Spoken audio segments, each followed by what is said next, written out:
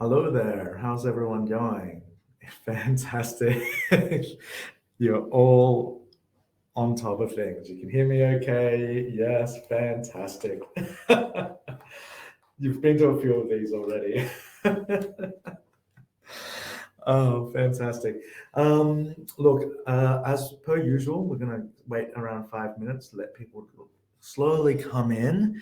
I'm sure there'll be people joining us a little bit late. So usually I start things 5 past the hour, but today's session will be the question of the place of fun in establishing healthy habits. So before we start, I'd love for you guys to share one activity that you're currently doing that you consider really, really fun, or a fun activity that you want to be able to do more of. So feel free to throw.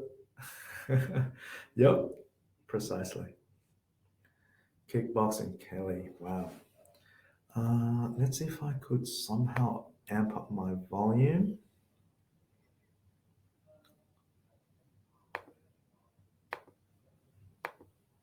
Dance classes, rock climbing, reading. Yes, fantastic. Listening to music, I am such a fan. Love it.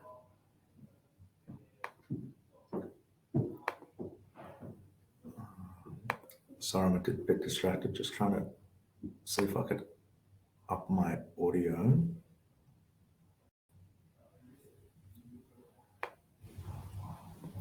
Okay. And this is as high as it goes. So we'll see how it goes. Obstacle racing. I'm not sure what that means, but that sounds really exciting. Walking, fantastic. Love that. Yoga, I have tried that. I am learning, learning to love it. But that's exactly what we'll be talking about more today. Thanks. Great to hear, Kaylee. Excellent. Some of my fun activities. Once upon a time, I tried to do MMA, and then I got knocked out with a concussion, so I've run away from that very, very quickly. Obstacle racing is Tough Mother Spawn racing. Ah, wow, yeah, that's always been too scary for me. So Kimberly, amazing job. That's fantastic. Wow, I bet it really gets the blood pumping. Hiking, I love a great hike. Absolutely. I just got my first set of hiking boots recently.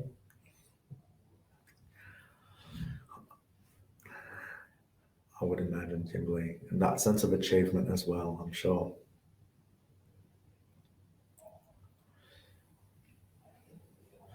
So if you've just joined us, we're just giving people opportunity to share a little bit of while we're waiting, share one fun activity that you're currently doing or that you want to do a little bit more of.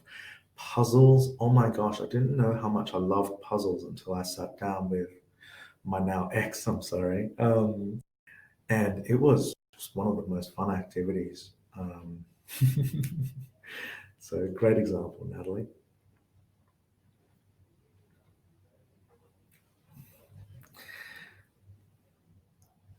Not a lot of us today, so that's fantastic. We can keep it nice and intimate. Watching a comedy show, who doesn't love a laugh? I like it. Listening to music, amazing. Walking with Pokemon Joe. one of my best, one of my really good friends has one of those little Pokemon clickers, and so he would walk around pressing the little button, catching Pokemon as we walked and talked. It was quite funny. Uh, Being outdoors, always rejuvenating. Reading, coloring in, fantastic. Going to the theatre, that's a great one. Always great to have a little bit of uh, the way of saying it is culture, but be kind of exhilarated. Sketching, amazing. Crochet. I used to do a lot of knitting, Lisa. Anyway, it's 5 past the hour, so let me get started then. Before I start, I'd like to acknowledge and the traditional custodians of the land upon which we meet today, and pay my respects to the elders past, present, and emerging. Today, I am working from the office as opposed to from my home, so I do extend my respects to the Gadigal tribe of the Eora Nation on whose land I am sitting on today, to the elders past, present, and emerging, and to the Aboriginal and Torres Strait Island people who are present here today. Welcome. Now, just a quick overview. I'm going to try to keep it to only a few core points, but there is a reason why I'm really passionate about this topic. The reason for that is because I personally have struggled with burnout quite a lot. And I did a talk about burnout a little while ago. I mentioned how much it has affected me in my life before. And I ended up sitting down after getting to a mode of kind of desperation. I went to my GP and I said to him, look, I really need someone to help me with this. And like, this is somebody who I'm looking for. This is somebody who who will really help me with this situation. So I was recommended this particular clinical psychologist, and we ended up having a sit down and chat. And a few sessions one of the things that he mentioned was he was talking about what a fulfilled life looks like. And what he said was a fulfilled life involves three key elements. Well, this is according to a man called, this was a discussion between, William James and Freud, so two famous psychologists. And Freud said, at the end of the day, a fulfilled life is about work, love, and play. And it was really confronting because I realized that I am a very playful person, that I have plenty of excitement in my life. But when confronted with the question of what is play and am I currently doing it, I don't know what that actually means. It's not even like I don't know how to play or I don't have time to play. I don't even know what it means to play. So that started me on a multiple year journey trying to work out for myself what play meant, what it means to have fun, but in a healthy, recharging kind of way. Another presentation, and this whole month here at Uprise, our mentality we have been focusing on the topic of habit building. Yes, Helen, this session is recorded. We've been looking at habit building. Now, in my previous presentation, this was a few months back, I talked about the anatomy of building a habit, looking at it from to use a technical term, a behavioral context, right? Like looking at just behaviors and the reward/punishment as a means of reinforcing those behaviors. What this model totally ignores is the emotional and motivational factors which are involved in developing a habit.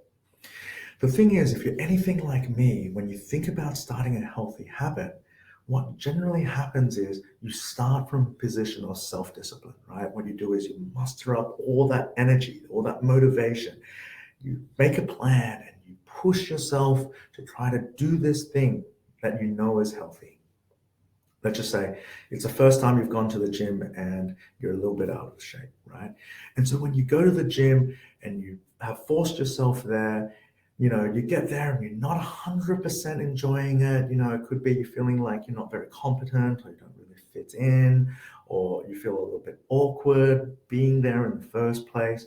You might leave with a sense of fulfillment, but that sense of fulfillment can be outweighed by the kind of painful aspects of forcing yourself to go to the gym. That causes you to be demotivated towards doing that particular behavior. And so what actually happens is you learn an automatic desire to avoid that particular healthy habit. And then after a while, you might just stop doing it. You know it's healthy and you know you kind of need it.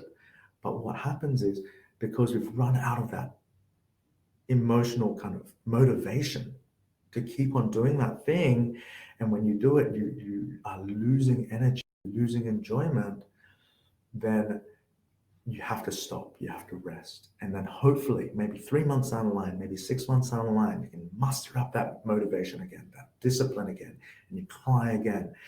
And it might, for a lot of people, including myself, it can tend towards that cyclical effect where you try something again and you fail again, and it gets harder and harder. And you get this sense of, I can't beat this. I can't beat myself. I can't achieve this thing. Like this is something that like I cannot achieve.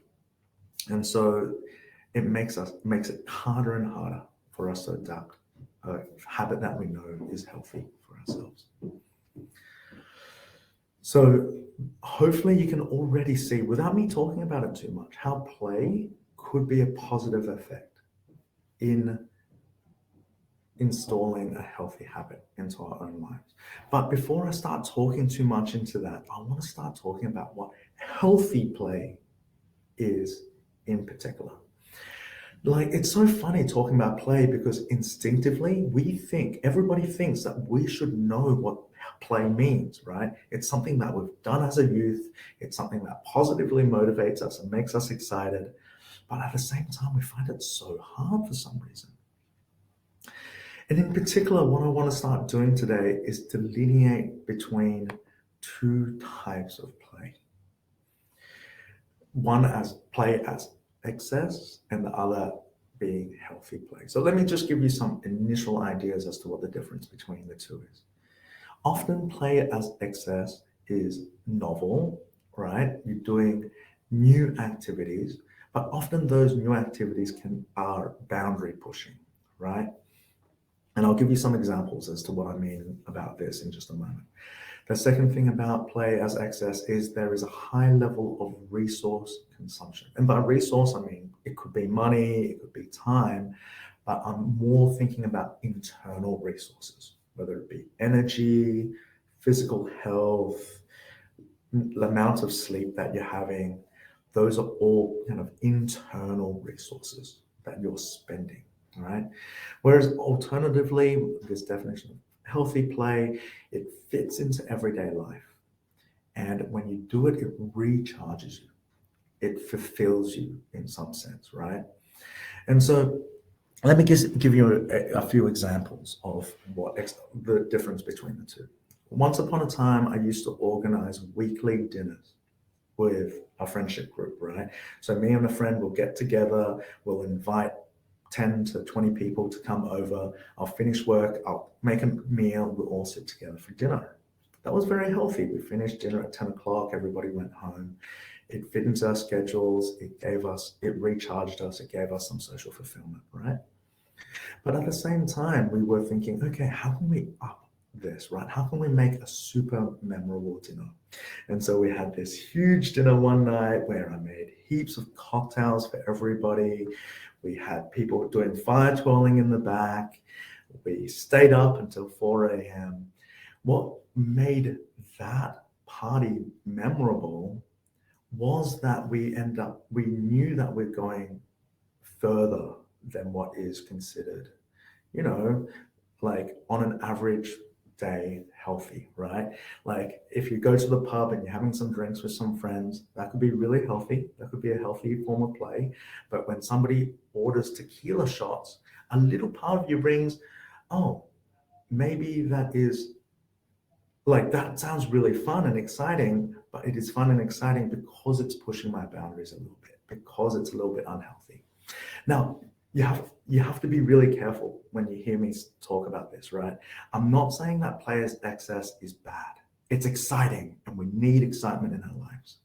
But at the same time, because it is consuming more energy than we are getting from it, if our goal is to recharge and be fulfilled, if our goal is to recharge, then players' excess is probably not the healthiest thing for us to do all the time.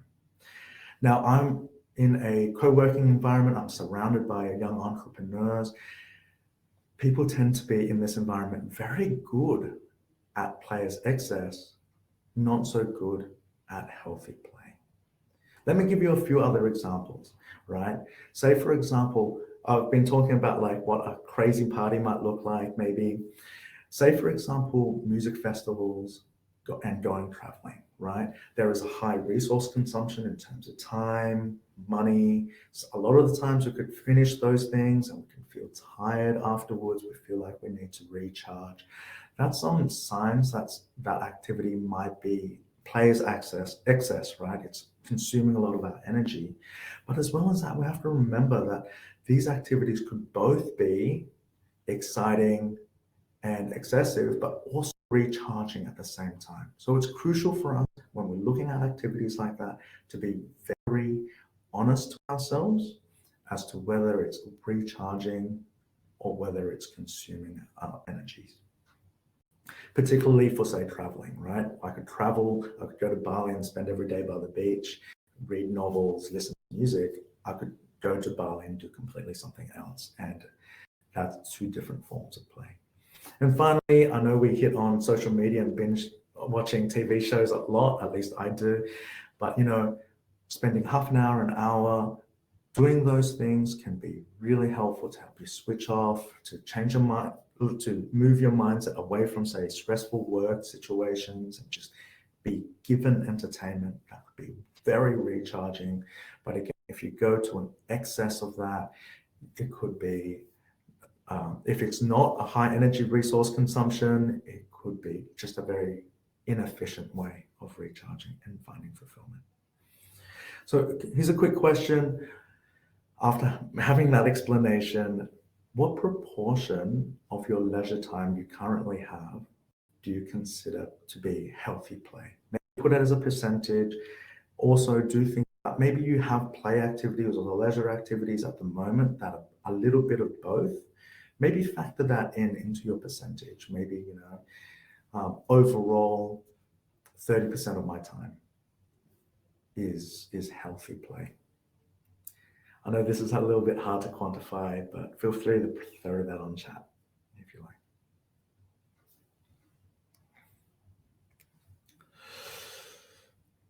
I'm going to go to my last slide here. Oh, sorry, this is my last slide. I wanted to talk really quickly as to why healthy play is hard, right?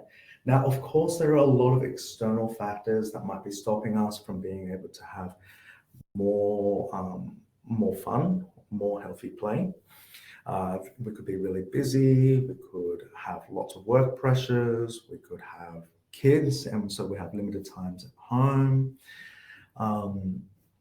A lot of external factors are really important to consider. But what I really want to focus on today is some of the internal factors that might be making healthy play hard. And in particular, when it comes internal factors, I'm talking about some beliefs that we might have internally, whether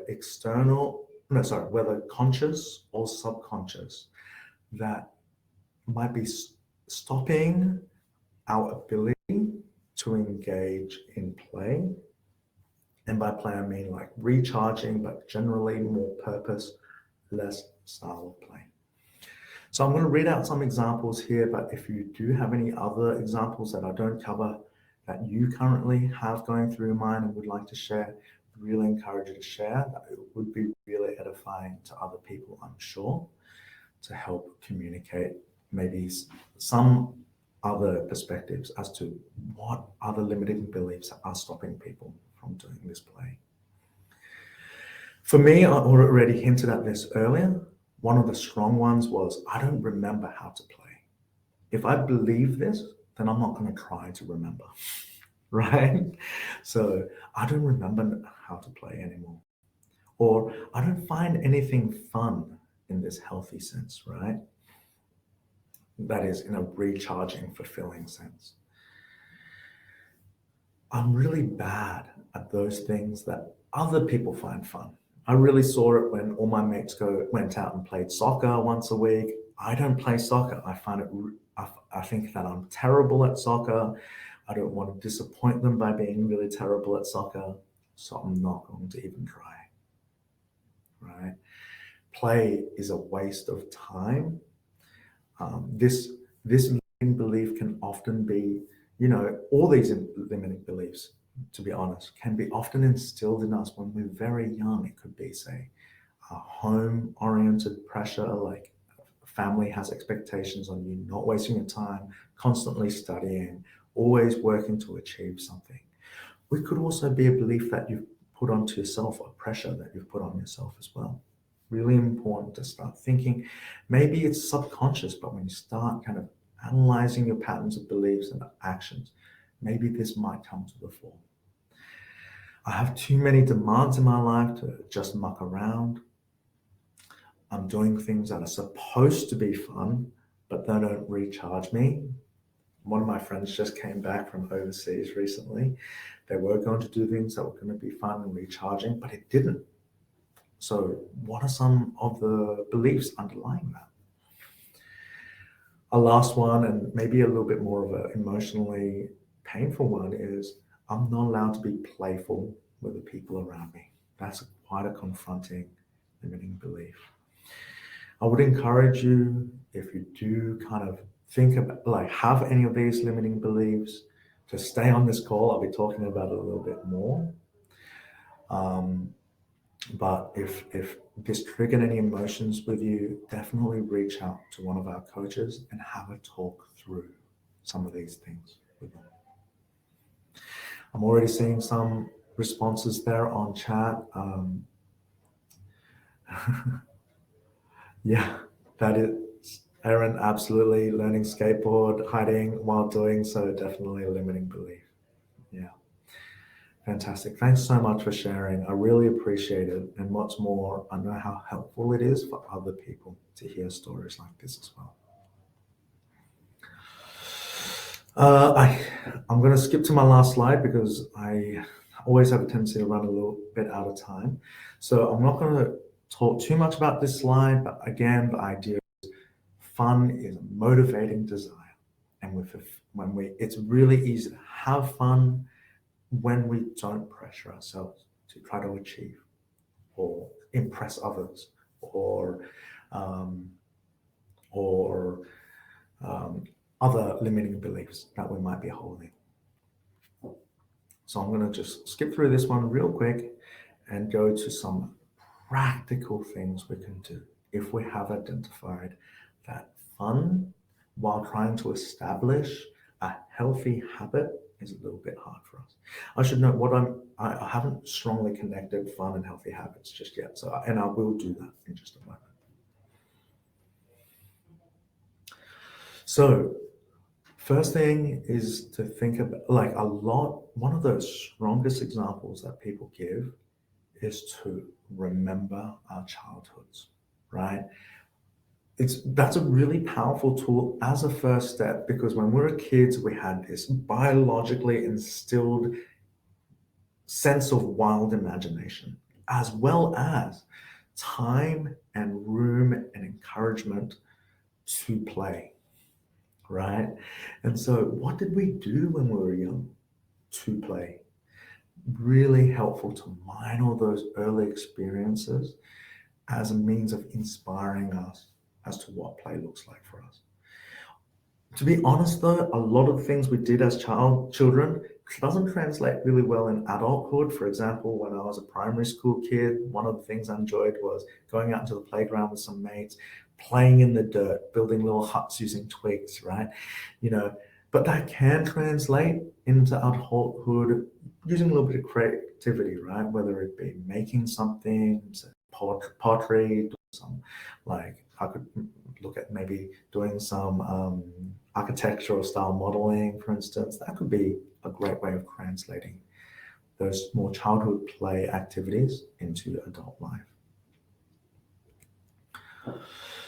Second thing is, I've already hinted on this already, but focus on the fun that you're having, not on trying to achieve things, right? Like, let's just say you want to do a little bit more exercise and focusing on, like let's just say you're deciding that you want to ride your bike. Instead of focusing on how long you can ride for, how far you're going to ride, what your heart rate is, try to think, I'm going to hop on my bike and I'm just going to enjoy it. I'm just going to enjoy the wind in my hair. I'm going to enjoy exploring, going to random places. I'm going to enjoy stopping whenever I like to explore a specific area. My focus here is to enjoy it. Also, it might be helpful to think about giving yourself permission to do things with no explicit objective as well. Or maybe like deprioritizing that explicit objective. Let's just say you want to have fun activities which are immensely social that recharge you. One of my housemates used to do role-playing games. They used to do a game called Dungeons and Dragons. Now, it's a game that I personally haven't been feeling a very strong appeal to, but if I was to do some self-work and self-analysis, I know that part of the reason is because I find it kind of purposeless to sit in a room for 3 or 4 hours and just talk about a fantasy land. But that's not the point. If you can put away the purpose and embrace the activity, it becomes so much more fun. So there's a few examples. I won't talk through all of those examples here, but definitely think about, oh yeah, can I just enjoy doing this thing for its own sake? Of course, eventually, if you gain competency, achievement makes things more fun more often than not, right? If you get better at Debbie, climbing trees. If you're really good at climbing trees become really, really fun. When you first start and you're not so good at it, the lack of like ability can make it less fun. But if you focus on your ability level when you're first starting, then you're never going to, it's going to be really hard to get into it. Third thing is give yourself permission to take certain shortcuts. For example, if you are thinking about doing more exercise, how can you make that more fun? One exercise could be, hey, maybe you can spend a little bit of money and hire a tennis coach, for instance, right? The great advantage of a tennis coach is they have strong motivation to make the experience of learning tennis not only fruitful, but hopefully fun, so that you keep on coming back. And so paying money for it is a bit of a shortcut, but if you can make it a little bit easier so that you can do it and it'll be a little bit more fun, that'll be fantastic. Same with wanting to cook more, maybe joining cooking classes, having people around you, making learning more easy, making the overall process of gaining competency more easy. How to have more playful relationship, again, maybe enrolling into a Shibari course or subscribing to a date night box. If you know what that means, you're on your way. If you don't know what that means, then just allowing yourself to participate in activities where people can help you push, like give you novelty, give you excitement, but not in a way that is highly resource draining, but instead recharges you or recharges the relationship. Fantastic things to think about. One also thing here to note is give your permission to stop doing things that you don't find fun as well. And I won't talk in too much detail about that, but some things we have to do that aren't fun. But if you are trying to instill a healthy habit and it's just for you, and like let's just say you need to exercise, but you're going to the gym and you have to. It's just your discipline to go to the gym, but you're finding it really hard to keep on doing it because you're just using discipline to do that. Then hey, maybe it's time to explore what a fun form of exercise could be for you. Give yourself permission to make that switch.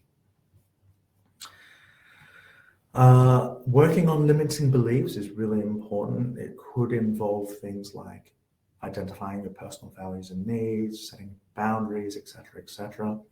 What I really encourage you to do is definitely spend some time to think about and reflect on your conscious and subconscious thoughts as to what is limiting you when it comes to having this kind of everyday fun, right? But I also really encourage you, it does take quite a lot of work to shift our limiting beliefs sometimes. And there are, again, shortcuts to help you with that. One of those shortcuts is booking a session in with an Uprise coach or an external coach, an other trained professional. And the great advantage of that is that they could give you interpersonal support in helping you work through and give you techniques to work through these limiting beliefs. I've run out of time, so I want to say thank you so much for joining me today. If you, I would really encourage you if you, to leave some feedback on the form if there's anything that I might missed out. Otherwise, do feel free to, if you have any questions, reach out to the team by emailing us at team@uprise.co. Otherwise, I'm happy to stay around for a few more minutes if you do have any questions for me. I know people are probably rushing off after the hour now. So if you'd like, feel free to stay for a few minutes and I will be happy to field any questions you might have. Thanks so much, guys. Absolutely. Thanks so much for joining. Thank you so much. Thank you. Thank you. Have a really great week, guys.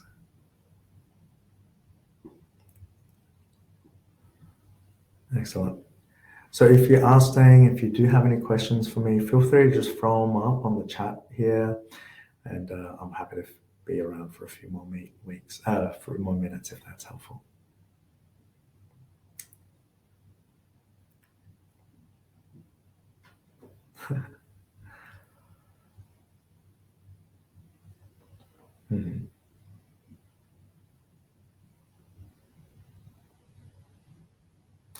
Yes, the session is recorded. Amazing, Kimberly.